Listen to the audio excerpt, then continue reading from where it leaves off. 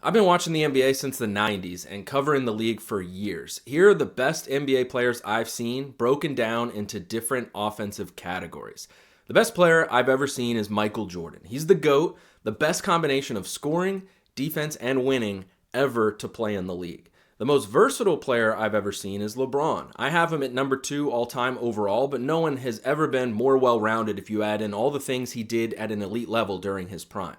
LeBron's also the most athletic player I've ever seen on the offensive end. In fact, I would argue he is the most athletic person to ever walk planet Earth. No one has ever been that fast, agile, and explosive at that size. The most dominant player I've ever seen is early 2000s Lakers Shaq. He wasn't as skilled as some of today's bigs, but defending him was physically impossible. He was bigger, stronger, and quicker than everyone.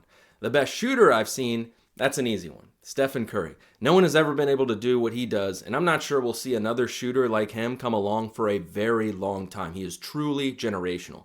Steph is also the best offensive player I've seen. You combine the shooting, the scoring, and the passing, plus the spacing he gives other players with his shooting, and I think he's got the best offensive skill set in NBA history.